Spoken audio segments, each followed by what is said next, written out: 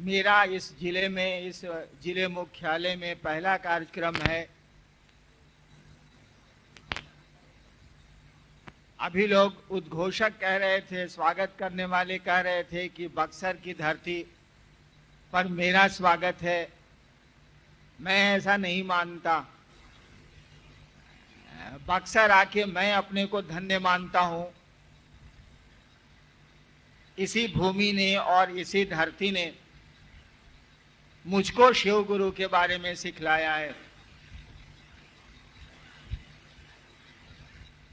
मैं अपने को धन्य मानता हूं। बक्सर की धरती तो पहले से धन्य है।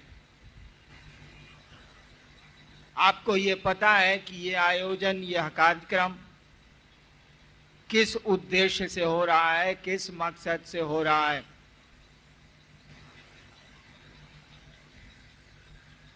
हमारे आपके परिवार और खानदान में सदियों से, हजार हजार वर्ष पहले से शिव की पूजा होती चली आई है।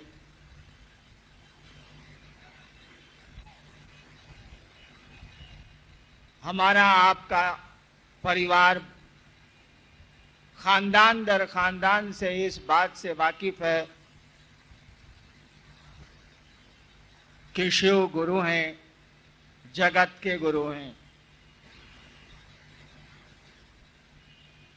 शिव गुरु हैं और जगत के गुरु हैं, ये बात तो हमारे और हमारे बुजुर्गों को बहुत पहले से पता है।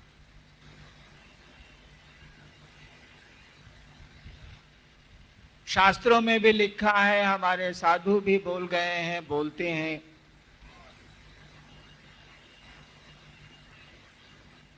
लेकिन उस शिव गुरु का कोई चेला नहीं बना। इतिहास के पन्ने में बहुत कम लोग हैं जिन्होंने शिव को अपना गुरु माना है। और जिन लोगों ने शिव को अपना गुरु माना भी है बहुत पहले, वो खुद गुरु बन गए। शिव का शिष्य होगा तो गुरु होगा ही होगा, क्योंकि गुरु शिष्य को अपने जैसा बनाते हैं। लोगों को यह बात नहीं बताई। शिव के शिष्यों ने पूर्व में लोगों को यह बात नहीं बताई, कारण जो भी रहा हो, कि शिव को अपना गुरु बनाया जा सकता है और बड़ी आसानी से बनाया जा सकता। यह आयोजन, यह कार्यक्रम इसी सूचना और इसी संदेश के लिए हो रहा है कि हम आपको ये सूचना दे सकें, समझाने की कोशिश कर सकें कि जिस महादेव की पूजा सदियों से हमारे बीच होती आई है, वो गुरु भी हैं और सबसे बड़े गुरु हैं। उन्हें जगत का गुरु कहा जाता है।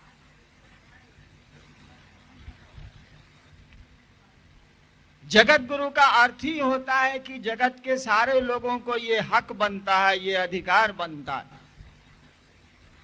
कि उस शिव को अपना गुरु वो बना सके। कोई वर्जना नहीं है, कोई।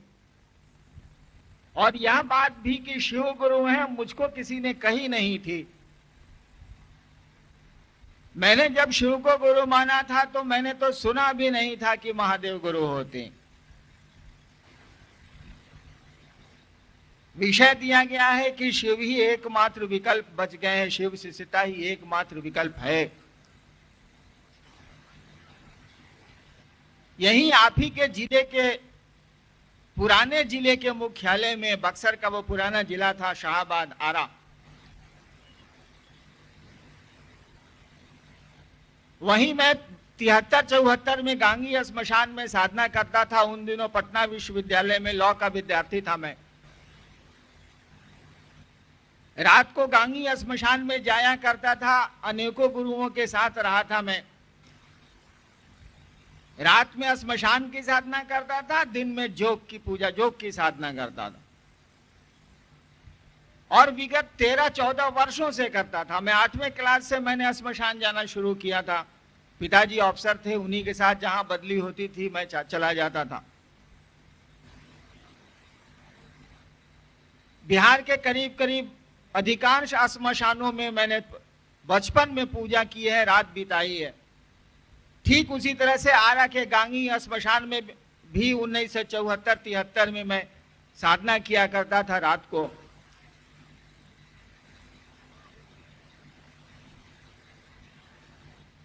एक दिन का वाकया है, एक रात का वाकया है, एक रात की घटना है कि रात के 2 बजे मुझको लगा कि मैं कहीं गलत जगह फंस गया हूं। मुझको लगा कि यह जो मैं धंधा कर रहा हूं ठीक नहीं है। हुआ ऐसा था कि जो प्रेत मुझको साधना बतलाते थे आरा गांगी श्मशान में, उनको मैं महादेव समझता था, क्योंकि महादेव के रूप में मेरे सामने वो आया करते थे। वही जटा बड़ी बड़ी सी, हाथ में त्रिशूल। हाँ, सांप वगैरह हमने नहीं देखा था, लेकिन देखा करता था मैं कि बड़े बड़े बाल हैं, हाथ में त्रिशूल है। तो मैं समझता था कि ये महादेव के लोग होंगे, हमको पूजा बतलाने आए हैं, साधना बतलाने आए हैं। लेकिन कोई आपके सामने कितना भी ढोंग कर ले, कितने साल करेगा वो? कोई साधु बन के आपके साथ 2 साल रहेगा तो एक दिन तो पता चलेगा उसके आचरण से कि ससुरा ही साधु ना हो, खोचड़ और क्रिमिनल हो। पता चलेगा आपको, या किसी के बारे में आपको ये पता चले कि आदमी ठीक नहीं है, और 2 साल वो आपके साथ रहे तो मालूम हो जाएगा ना कि गलत जानते थे, आदमिया तो एकदम में ठीक था। तो साथ रहने से हमको आपको पता चलता है उसके आचरण से कि आदमी है क्या। तो 2 साल से आरा गांगी श्मशान में मैं उन लोगों के साथ रहता था। रोज रात को भेंट होती थी, वो आते थे या प्रकट हो जाते थे और मुझको पूजा बतलाते थे। मैं समझता था कि ये लोग शिव के लोग हैं, जो हम जानेंगे उतना ही ना समझेंगे, उससे ज्यादा तो नहीं समझ सकते। एक दिन उन प्रेतों ने अपना आचरण प्रकट कर दिया, साधुता छोड़ दी। मूलतः वो तो प्रेत थे, साधु तो थे नहीं। तो कितना दिन वो अपने को रोकते, उन्होंने प्रेत का आचरण प्रकट कर दिया। और मुझको लगा कि अरे राम, ये तो बहुत गड़बड़ जगह हम फंस गए। उसी समय मेरे मन में एक ख्याल आया था। देखिए, शिव को गुरु बनाने की बात जो सब जगह चल रही है, दिल्ली और भारत के अन्य स्थानों में, या आपके बिहार में, और इतने लोग शिव गुरु से जुड़े हैं, ये बात चली कैसे, शुरू कैसे हुई, इसकी शुरुआत कैसे है? मैंने कहा आपको कि मैंने किताबों में नहीं पढ़ा था 1974 के पहले, 1982 के पहले। 74 की बात तो छोड़ दीजिए, मैंने नहीं पढ़ा था कि शिव गुरु है। मुझको किसी ने कहा भी नहीं था कि महादेव गुरु है, मैं नहीं जानता था। श्मशान की साधना अघोरियों के साथ करता था, तांत्रिकों के साथ करता था, और जोगी गुरुओं की साधना मैं दिन में घर में करता था, कॉलेज में करता था, स्कूल में करता था। उस समय के शिक्षक अभी भी बरकरार हैं। तो जब 74 के नवंबर में उस शिव रूपी प्रेत ने मुझसे प्रेत का आचरण किया, प्रेत क्या आचरण कर सकते हैं आप सोच लीजिए। मैं आपको पब्लिकली तो नहीं बता सकता कि उन लोगों ने क्या मेरे साथ आचरण किए, लेकिन मुझको बड़ा दुख हुआ। मुझको लगा कि साला 8वां क्लास से हम पूजा में बानी, रात रात भर मसान में रहीला। बाबूजी, माई या सब लोग हमरा से कलश की नालायक हो गया, पढ़ाई से इसको कोई मतलब नहीं है, अफसर का बेटा था। साला क्या हो गया, कहां फंस गए हम आकर के। उस समय मैं अपनी पढ़ाई लगभग पूरी कर रहा था। पटना यूनिवर्सिटी में लॉ का 1st सेकंड ईयर का मैं विद्यार्थी था। अचानक मेरे मन में ख्याल आया, श्मशान में अकेला बैठा हूं, अचानक ख्याल आता है।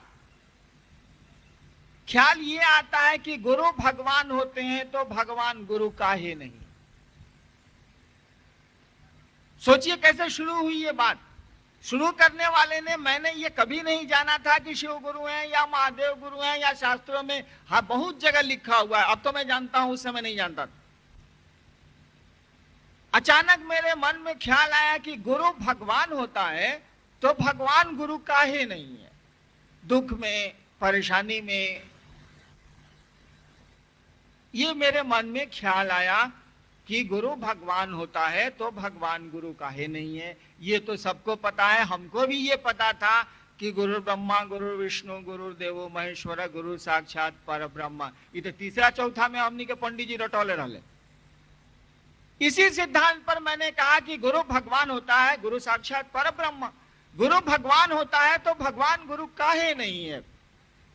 मैं उस समय भगवान जिसको समझता था मैंने उसको गुरु मान लिया। ना बुझनी हम का कहे चाहते नहीं। मेरे मन में ख्याल आया कि गुरु भगवान होता है तो भगवान गुरु काहे नहीं है। उस समय 1974 में जो मेरा दिमाग था, जो बुद्धि थी मेरे पास, वह बुद्धि जिसको भगवान समझती थी उसको उसने गुरु मान लिया। मैं शिव को भगवान जानता था।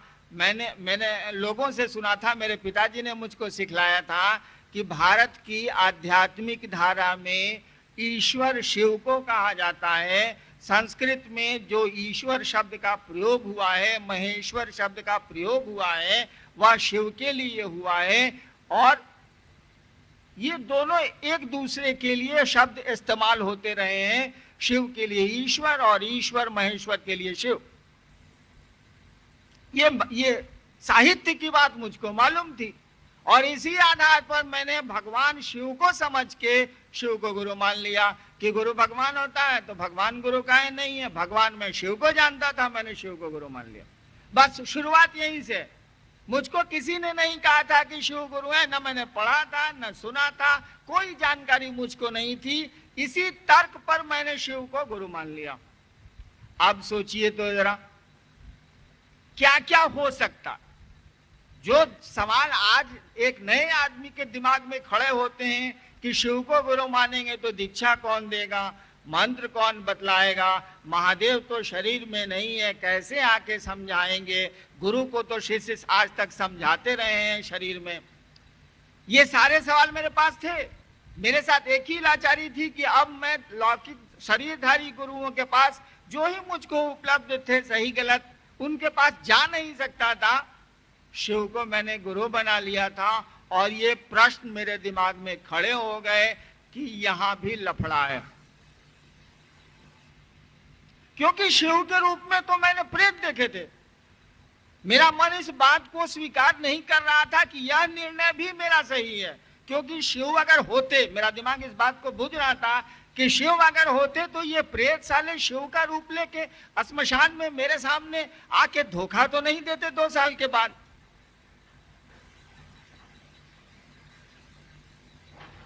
मैंने 2 शर्त रखी महादेव को गुरु मानने के बाद। आप शर्त कब बनाते हैं?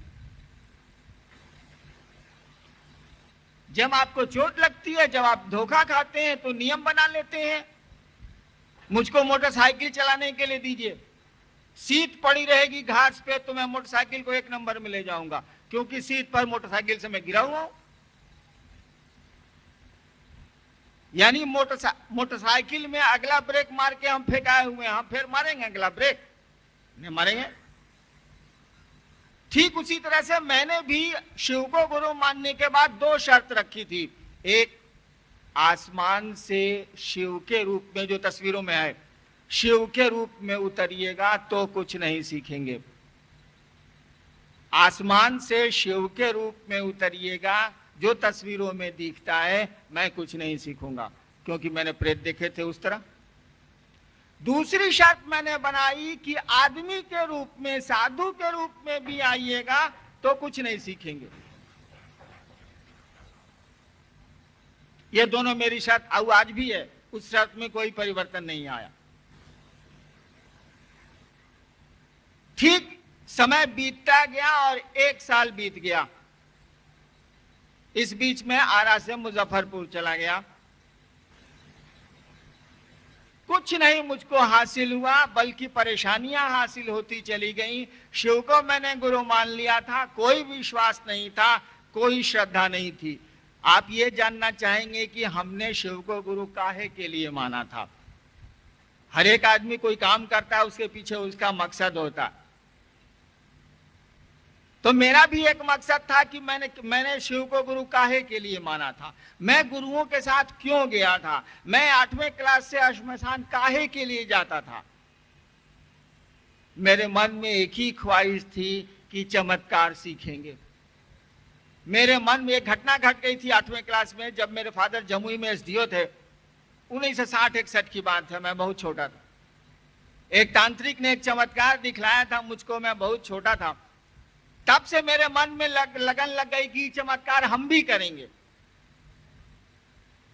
और उसी के लिए मैंने स्मशान जाना शुरू किया। आपको मैंने कहानी सुनाई 1974 तक की, 61 से लेकर 74 तक की अंत सुना दिया,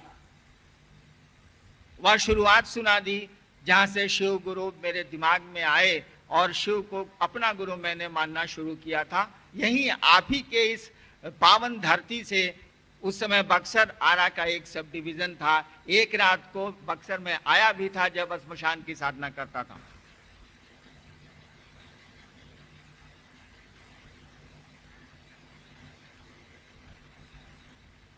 शिव को तो गुरु मैंने मान लिया, कोई श्रद्धा नहीं थी। महादेव की सौगंध खा के आज भी मैं कह सकता हूं इस बात को। अब तो वो मेरे गुरु हैं, विश्वास तो मुझको नहीं है, मैं नहीं करता अपने गुरु पे, क्योंकि विश्वास करने की आदत ही मार दी है उन्होंने। बचपन में जिसको जितना डरा दीजिएगा ना वो डर जाएगा, उसके बाद वो चीज उसमें डेवलप करनी बड़ी मुश्किल है। नेपोलियन बोनापार्ट के बारे में आपने सुना है, मैं तो इतिहास का विद्यार्थी हूं। बचपन में उसके सीने पे बिल्ली कूद गई थी। आपको पता है कि दुनिया का उतना बड़ा वीर बिल्लियों से डरता था। युद्ध के मैदान में बिल्लियां छोड़ दीजिए तो नेपोलियन नर्वस हो जाता था, उसका दिमाग ही नहीं काम करता था। तो बचपन में ही मुझको तो मेरे विश्वास को तोड़ दिया पूजा की पद्धतियों ने। मैं जिन पद्धतियों से जुड़ा था और शिव गुरु हुए तब भी विश्वास नहीं था, कोई श्रद्धा भी मेरे मन में नहीं थी। एक टूटे हुए आदमी से क्या उम्मीद कर सकते हैं आप? कौन सी श्रद्धा वो आपको देगा, कौन सा विश्वास आपको वो देगा? जिसको जिंदगी में हासिल हुआ हो अविश्वास, जिसको जिंदगी में मिली हो अश्रद्धा और मिला हो अविश्वास, उससे कैसे आप उम्मीद करते हैं कि आपको वो विश्वास दे सकेगा, वो श्रद्धा ला सकेगा? ठीक वही स्थिति मेरी भी है। आज भी मुझको शिव गुरु पे विश्वास नहीं है, क्योंकि विश्वास नाम की चीज खोखली हो चुकी है, मुझसे छीन ली गई है, और बचपन के साधना के समय से ही छीन ली गई। अब एक ही चीज बच गई है, प्यार। उसी के भरोसे टानता हूं, वो शिव गुरु का प्यार हो या आपका प्यार हो। शिव को मैंने गुरु मान लिया और मैं बैठ के रोता था कि मैं कहां फंस गया। आपको नहीं पता है, 1 साल तक मैं बैठ के रोता था। घर मेरा था, तब भी घर से बाहर में कमरे लेके रहता था। मैं रोता था कि कहां हम फंस गए। इससे बढ़िया साला गाड़ी का एक गैरेज खोलते, साले को गाड़ी बनाते। मुझको गाड़ी बनाने का बड़ा शौक आज भी है, मोटर व्हीकल्स। मैं सोचता था कि हम गैरेज खोल के गाड़ी उड़ी बनाते, बड़ा शौक है हमको। सारा पढ़ाई लिखाई तो होवे नहीं की, पूजा पाठ में भी बर्बाद हो गए। आदत लग गई थी 14 साल साधना करने की, तो शिव गुरु थे तो साधना करने की आदत, मैंने वो आदत हमारे को ठेल रही थी। और मैंने प्रण किया था कि आपको मैंने गुरु माना है, अब आप जब तक नहीं कुछ बोलिएगा, और वो भी शरीर में आके नहीं, जब तक आप नहीं कुछ बोलिएगा हम कोई पूजा नहीं करेंगे, कोई मंत्र नहीं जपेंगे, कोई साधना नहीं करेंगे। आज तो आप शिव को गुरु मानते हैं, हम तो रोकते ही नहीं। आज आप शिव को जब कहते हैं किसी को कि शिव को गुरु बनाओ भैया, शिव तो गुरु है, क्या लगता है कोई पैसा तो आपका जाता नहीं। मन से एक निश्चय करना है, मन से एक संकल्प लेना है, एक रिश्ता बनाना है। रिश्ते बनाने में तो पैसे खर्च होते नहीं। वो धरती का रिश्ता बनाइए या गुरु से बनाइए या ईश्वर से बनाइए, पैसा तो लगता नहीं। वो तो दिल का मामला है, दिल लगाने में तो कोई पैसे लगते नहीं।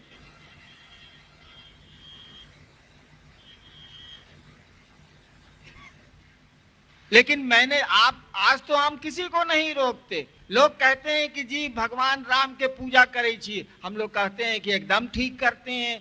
हनुमान चालीसा पढ़ते हैं, हम लोग कहते हैं कि एकदम ठीक करते हैं। हम भगवती का पाठ करते हैं, हम लोग कहते हैं एकदम ठीक करते हैं।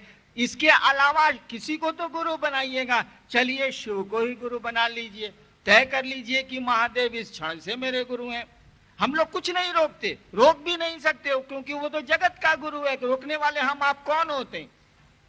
लेकिन मैंने जब शिव को गुरु माना था तो मैंने संकल्प लिया था कि जब तक आप नहीं बताइएगा कोई पूजा नहीं करेंगे, कोई साधना नहीं करेंगे। जबकि मैं 18 घंटा 19 घंटा साधना करता था। मेरे उस समय के लोग, जब मैं शिव मेरे गुरु नहीं थे तब, उस समय के लोग जिनको आप जानते हैं, आज नहीं आए हैं बक्सर में, रामेश्वर मंडल जी, उनके साथ मैं प्रतिदिन श्मशान, एक दिन श्मशान एक दिन कब्रिस्तान, प्रतिदिन जाता था। हमारे वो टीचर थे, मैं उनका विद्यार्थी था। 67 68 की बात है ये।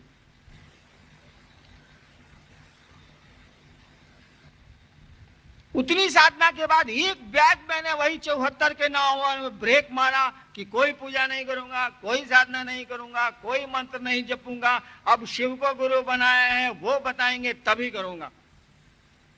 लेकिन आदत जब लग जाई नू तो बड़ा मुश्किल होला। हम पान बड़ी दिन से खाईला, 1 साल मोड़ी मुश्किल से पटना में मजिस्ट्रेट रही तो साथी लोग छोड़ावल। उहे सथिया 1 साल के बाद बोला कि ए हरेंद्र पनवा खाना, अभी वो डीडीसी है पलामू में, ए हरेंद्र खा पनवा मारो, 1 साल छूटल तो छूटल। आदत साली जाती नहीं है। तो साधना की भी आदत नहीं गई।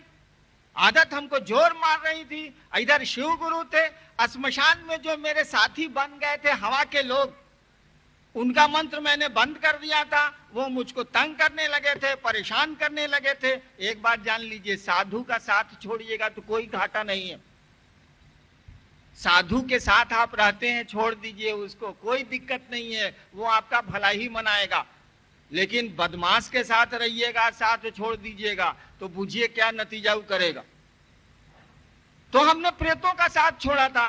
प्रेत साधु तो होते नहीं। शिव को गुरु मानने के बाद मेरे दुर्दिन भी आ गए, बुरे दिन भी आ गए।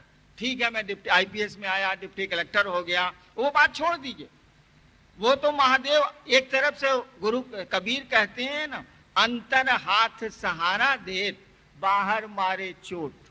तो गुरु की आदत है। कबीर की पंक्ति सुनी है आप लोगों ने ना, गुरु शिष्य है, शिष्य कुंभ है, गुरु कुम्हार है।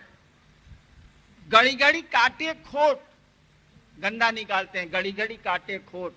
अंतर हाथ सहारा देत, बाहर मारे चोट। 1 साल तक मैं परेशान रहा, रोता रहा। और एक दिन हवा के झोंके से मंत्र मेरी सांस पे आया। ना कोई आदमी था, ना कोई शिव जैसा था, कुछ भी नहीं था। यह 75 नवंबर की घटना है। बस मंत्र मुझको, वो मंत्र आपको मालूम है, वो मंत्र मुझको आया और साधना मैंने शुरू की। जम के साधना शुरू की। इसी बीच में डिप्टी कलेक्टर हो गया, सरकार ने पोस्टिंग कर दी, नौकरी में चला गया।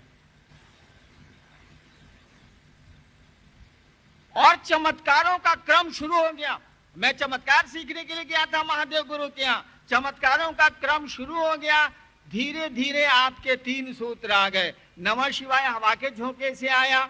चमत्कार जब शुरू हुए तो मैं चमत्कार करने लगा। जिसके लिए गया था तो चमत्कार मैं कैसे करता था, मैं कहता था बुढ़ऊ इज्जत रखियो, चमत्कार हो जाता ना। मैं आपको मंत्र बतला रहा हूं कि मैं कैसे चमत्कार उन दिनों करता था। कोई मामला फंस गया, हमने महादेव को याद किया, न नमः शिवाय का मैं प्रयोग करता था न कुछ। बुढ़ऊ, वो वक्त महादेव को हम बुढ़ऊ कहते रहे, बुढ़ऊ इज्जत रखियो, बस उतने ही में घटना घट जाती थी, हो जाता ना। मुझको धीरे धीरे लगने लगा कि खेला तो गुरु की दया का है, नमः शिवाय का नहीं है। कहा कि मैं तो नमः शिवाय का प्रयोग नहीं करता, कहता हूं बुढ़ऊ इज्जत रखियो। या बाद में तो वो भी बंद हो गया। चमत्कार होने लग गए, ठीक है, वो आप धीरे धीरे वो भी खत्म हो गए। मन हटता चला गया। खेला तो मन का है, आप चाहते क्या है, आपका प्रयोजन क्या है जिंदगी में, आपका उद्देश्य क्या है, नतीजा तो उस पे निकलता। मेरे मन में ये बैठ गई बात। मेरे गुरु ने मुझको सिखलाया कि खेला तो गुरु की दया का है और कुछ भी नहीं। और जब मैं मधेपुरा में 1982 में मजिस्ट्रेट होके गया, मेरी पोस्टिंग हुई मधेपुरा 1982 के सितंबर में। 9 सितंबर को मैंने योगदान दिया वहां। पहली बार 74 में शिव को गुरु माना और पहली बार अपनी जिंदगी में दूसरे को हमने कहा कि महादेव गुरु हैं। आपको ये बात मालूम है? 74 से लेके 82 तक 8 वर्षों तक मैंने किसी को नहीं कहा कि शिव मेरे गुरु हैं। मैंने शिव को गुरु माना है, जबकि घनेरों लोग मेरे पूर्व के साथी मिले हैं जो श्मशान के साथी थे, ऐसे साथी थे, पूजा में घूमते थे, अघोरियों के यहाँ जाते थे, डाइन जोगिन के यहाँ मेरे साथ जाते थे, सब लोग मिले। मैंने किसी को नहीं बताया कि हमने महादेव को गुरु मान लिया। मैं चुप था। मुझको लगता था कि ससुरा एहू जा गड़बड़ बा, हम कहे के बात बोली कि महादेव को मैंने गुरु माना है। मैं चुप रह गया। जब 82 में मधेपुरा गया तो सहरसा जिला स्कूल का मैं विद्यार्थी था, पढ़ा था मैंने वहां जब मैं श्मशान जाता था 9वीं क्लास में तो वे सारे लोग वहीं के रहने वाले थे। जब मैं मधेपुरा गया तो उन लोगों से मेरी भेंट हो गई, होनी ही थी।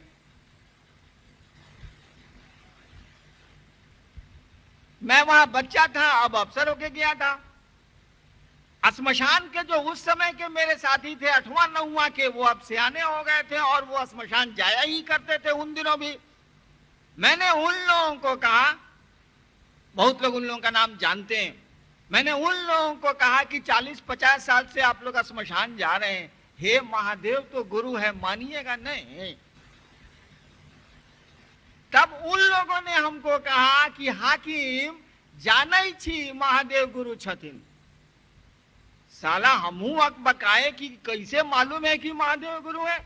हम तो किसी से कह नहीं रहे थे और हमने कहीं पढ़ा भी नहीं था, हमको किसी ने सुनाया भी नहीं था कि शिव गुरु है।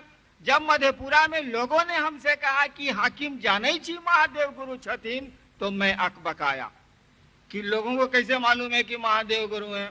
तो मधेपुरा में लोगों ने हमको शास्त्र पढ़ाए, किताबें पढ़ाई और कहा कि इन सब किताबों में तो लिखा है कि शिव गुरु है। मैंने कभी किताबें तो पढ़ी नहीं थी, बचपन से श्मशान की आदत थी। श्मशान के लोग किताबों से श्मशान की साधना थोड़े ही करते हैं, किताबों से क्या मतलब। वहीं 1982 से शुरू हुई ये बात। शुरू तो हुई थी आपकी इस पावन भूमि से। शिव को शिष्य आपने बनाया है, मुझको आपको हम क्या सुनाएं बताइए। आप ही की भूमि ने तो मुझको याद दिलाया कि शिव गुरु हैं। आप ही की धरती की महक से तो मैं शिव का शिष्य बना हूं। आपको क्या सुनाऊं, फिर भी सुनाने चला आया। बेटा भाई जब छोटा भी गाड़ी चलाना सीख लेता है तो अपने बाबूजी, चचा और भैया को कहने चला आता है कि भैया हमरो गाड़ी चलावे आवेला, चलब आवो बैठो ले चलता नहीं राजपुर। तो मैं आपको क्या सुनाऊं, क्या सिखलाऊं, क्या समझाऊं? यहीं से तो शिव को गुरु मान के गया हूं मैं। यही पावन धरती है, वही शाहाबाद का वो शहर है आरा, जहां मैंने शिव को गुरु माना था। हाँ, ये जरूर है कि आवाज लगाई थी मैंने मिथिलांचल के मधेपुरा क्षेत्र में, और वहीं से धीरे धीरे धीरे धीरे यह बात, ये हवा चली जो आज तक फिर लौट के आपके पास आई है। चली थी यहीं से, झोंका तो अब आया है आपके इलाके में। तो 1982 में मैंने जाना कि आपके शास्त्र, आपके साधु, हमारे शास्त्र, हमारे साधु पहले से कहते चले आ रहे हैं कि शिव गुरु।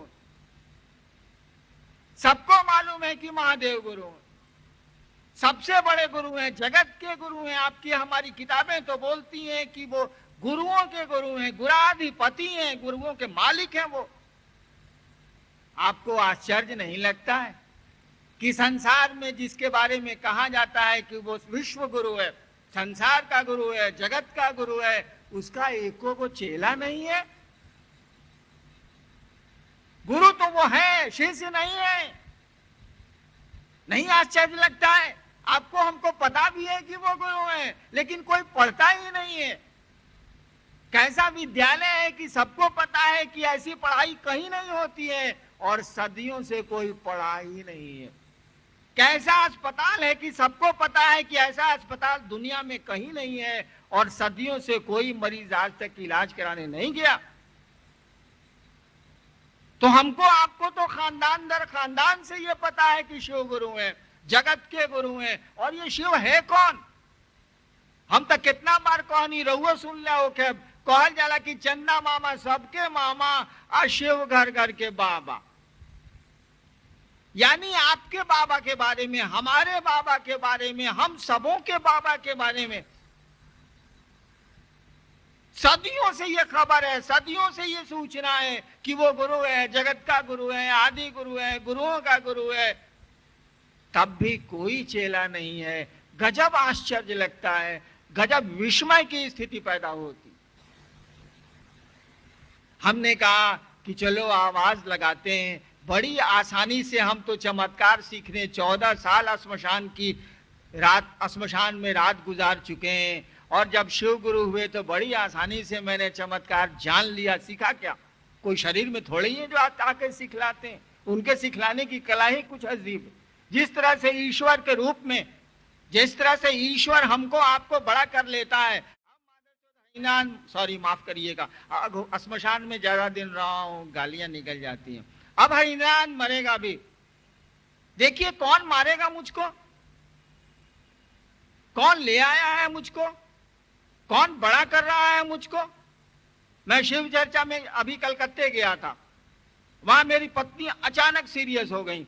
शिव चर्चा की बात कर रहा हूं। और जब बात रात के 12 बजे इनको शिव चर्चा से अस्पताल में मैं ले गया तो डॉक्टरों ने कह दिया, इनको दिखलाने के लिए रामविलास जी जो आपसे परिचित हैं, वो लेके डॉक्टर के यहाँ गए। करीब करीब मर चुकी थी ये। डॉक्टर ने कहा कि इनके हस्बैंड हैं क्या, बुलाइए। मैं गया, रात का 11:30 पौने 12 बज रहा था। इंजीनियर साहब ये लोग सब साथ थे मेरे। डॉक्टर ने कहा कि आपकी पत्नी कोलैप्स कर गई हैं, ले जाइए। चेक किया था वो, हमको बुला के, हमको उसने वो मैसेज देना चाहता था। और यही आपके जो यहाँ पहले दरोगा जी थे रामविलास जी, यही हमको बुला के ले गए थे कि डॉक्टर आपको बुला रहे हैं। रात का 12 बज रहा था, कलकत्ते की शिव चर्चा। गलती से रामविलास जी जो दरोगा जी पहले यहाँ थे बक्सर में, उनका मोबाइल खुला हुआ था और उसका कनेक्शन था पटना में। मेरी बेटी से बात कर रहे थे, इसी बीच में डॉक्टर ने कह दिया कि इनके हस्बैंड को बुलाइए। डॉक्टर ने जो कहा कि इनकी पत्नी कोलैप्स कर गई है, ये मैसेज पास कर गया पटना। बेटी ने सुन लिया, गलती से रामविलास जी का मोबाइल खुला हुआ रह गया। बाई में थे हम लोग। अरे कोई मर रहा है तो कैसे बाई में नहीं होगा। और डॉक्टर ने कहा कि आपकी पत्नी कोलैप्स कर चुकी हैं, ले जाइए। ठीक, छोड़िए घटना मैं आपको सुनाने के लिए नहीं कह रहा। लेकिन कौन है जो मार देता है? किसी का बस नहीं चलता। सुनी है आपने वो घटना भगवान बुद्ध की। भगवान बुद्ध के सामने एक महिला आई थी, उसका बच्चा मर गया था। भगवान बुद्ध उस समय वहीं थे। उस महिला ने अपने बच्चे को लाके भगवान बुद्ध के सामने रखा था। भगवान बुद्ध ने कहा कि मां, उस घर से मिट्टी लेके आओ, मैं इसे जिंदा कर दूंगा जहां कोई नहीं मरा है। वो औरत समझदार थी, गई तो कहीं नहीं। लेकिन भगवान बुद्ध के सामने उसने सर झुका लिए। आपको पता है भगवान बुद्ध क्या महिलाएं बौद्ध भिक्षुणी नहीं बनती थी। भगवान बुद्ध के यहाँ महिलाएं बौद्ध भिक्षुणी नहीं बनती थी। उनके शिष्य थे आनंद, उनको वो इसका विरोध करते थे कि महिलाओं को नहीं बनाया जाए। और भगवान बुद्ध के यहाँ पहली महिला बौद्ध भिक्षुणी बनी वही महिला जिसका बेटा मरा था। इतिहास कहता है कि भगवान बुद्ध के यहाँ पहली महिला बौद्ध भिक्षुणी जिसको भगवान बुद्ध ने अपने भिक्षु समाज में शामिल किया था महिला को, वो वही महिला थी जिसका बेटा मरा था। और भगवान बुद्ध के सामने उसने जिद किया था कि मेरे बेटे को जिंदा करिए आप। भगवान बुद्ध ने कहा कि मां, उस घर से मिट्टी तो ले आओ जिस घर में कोई नहीं मरा है। वो महिला समझ गई और उसने भगवान बुद्ध को समर्पित किया अपने को। और पहली, इतिहास का ये बहुत बड़ा सत्य है कि और पहली बौद्ध भिक्षुणी महिला वही महिला बनी थी। उसके बाद तो अनेकों बनी। तो किसका बस चलता है? किसी का बस नहीं चलता, किसी का नहीं चला भी नहीं है। तो कौन है जो ऐसा करता है? अरे वही गुरु होता है, तो कौन माध्यम चाहिए आपको हमको ज्ञान देने को?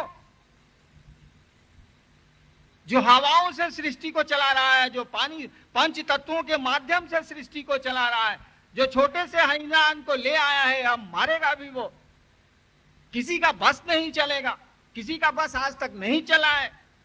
अरे वही गुरु भी है, वही सृष्टि का कर्ता भी है, वही सृष्टि को चलाता भी है, वही टुकड़े टुकड़े में विनष्ट भी करता है। और जब वही सचमुच में वही गुरु भी है, जो सृष्टि करता होगा वही गुरु भी होगा, वही गुरु भी है। और जब वो गुरु होता है और वास्तव में गुरु है वही, जब वो गुरु होता है, जब उससे कोई सीखने की मानसिकता में जाता है, उसको किसी माध्यम की जरूरत नहीं है। जिस तरह से हमारा बुढ़ापा मुझको घेरे जा रहा है, उस तरह से भी, उसी तरह से वह ईश्वर जब गुरु होता है तो ज्ञान भी शिष्य को घेरता है, ज्ञान भी शिष्य को आ जाता है। किसी माध्यम की जरूरत नहीं है, किसी चीज की जरूरत नहीं है, केवल एक रिश्ता बनाने की जरूरत है कि हे महादेव रउआ हमार गुरु बनी, हमरा पर दया ना करे।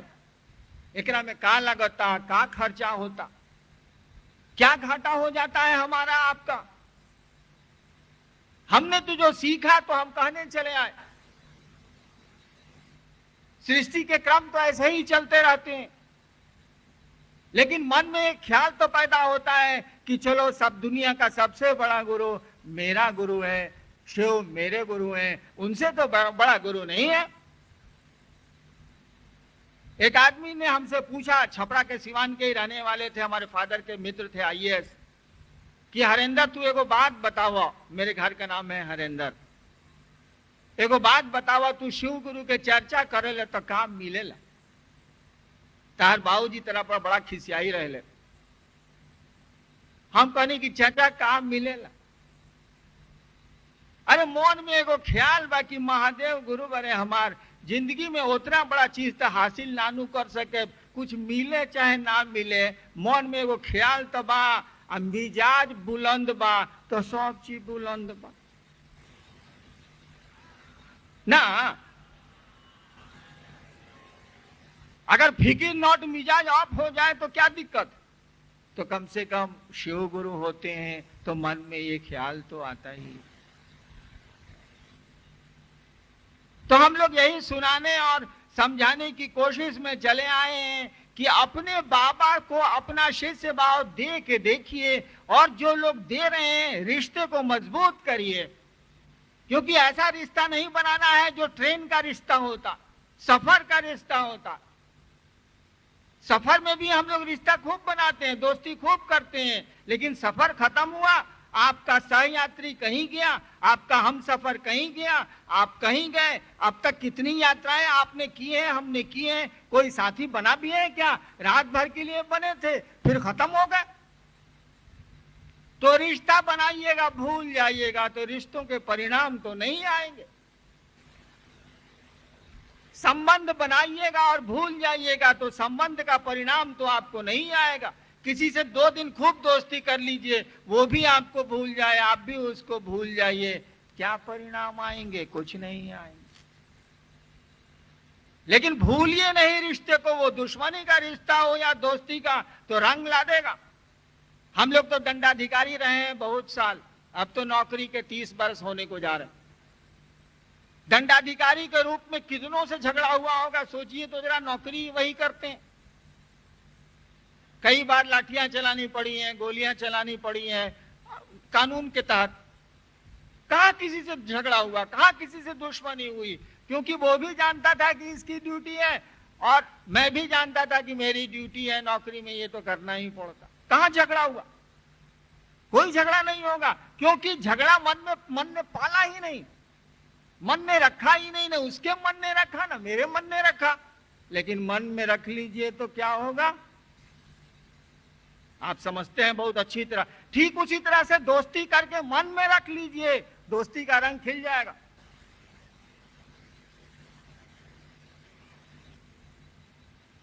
शिव को गुरु बना के भूल जाइए, संबंध सो जाएंगे, कोई परिणाम नहीं आएगा।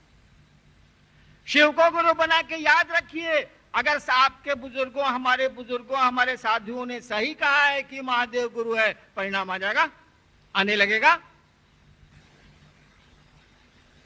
कोई हम लोग कह रहे हैं कि शिव गुरु हैं, हम लोग तो नहीं कह रहे। हमारे बुजुर्ग, हमारे साधु, हमारे शास्त्र कह रहे हैं शिव गुरु हैं, सबसे बड़े गुरु। हम लोगों ने कहा गुरु हैं तो चलिए तो चेला बनते हैं। जब सब कह रहा है कि डॉक्टर सबसे बढ़िया है, चलिए अपना रोग दिखाते हैं, हम लोग काहे दिखाएंगे जब सब राय दे रहा है। ठीक उसी तरह से जब सभी कह रहे हैं कि शिव गुरु है तो गुरु है तो कोई चेला बनेगा ना भाई। कोई डॉक्टर है तो कोई रोगी होगा कि नहीं होगा, कोई विद्यालय है तो कोई विद्यार्थी होगा कि नहीं होगा। तो हम लोगों ने तो वही किया है जो हमारे बुजुर्ग बोलते हैं, बुजुर्ग बोल के गए हैं, हमारे शास्त्र बोलते हैं, हमारे साधु बोलते हैं। मैंने परिणाम देखे, साधुओं ने गलत नहीं कहा है, मेरे शास्त्रों ने गलत, आपके शास्त्रों ने गलत नहीं कहा है, वो गुरु है। अरे गुरु से तो शिष्य का रिश्ता बनाना पड़ता है ना। विद्यालय बहुत बढ़िया है, जान के क्या होगा, जब तक पढ़िए या किसी को पढ़ने के लिए भेजिए नहीं तो विद्यालय से ज्ञान थोड़े ही मिलेगा। ठीक उसी तरह से कोई गुरु है, जानने भर से तो नहीं चलेगा, उसके सामने सीखने की मानसिकता में जाना होगा या दूसरों को सीखने की मानसिकता में भेजना होगा, तभी उसको ज्ञान मिल सकता है, अन्यथा ज्ञान कैसे मिलेगा। आपने इस बक्सर के महोत्सव में मुझको बुलाया, यह मेरा सौभाग्य है। इसी धरती ने, इसी मिट्टी ने मुझको शिव का शिष्य बनाया है। मैं आपके प्रति एहसानमंद हूँ, आपके प्रति कृतज्ञ हूँ। आप ही के घर का लड़का आज बिहार के करोड़ों लोगों के बीच जाना जाता है कि शिव गुरु हैं।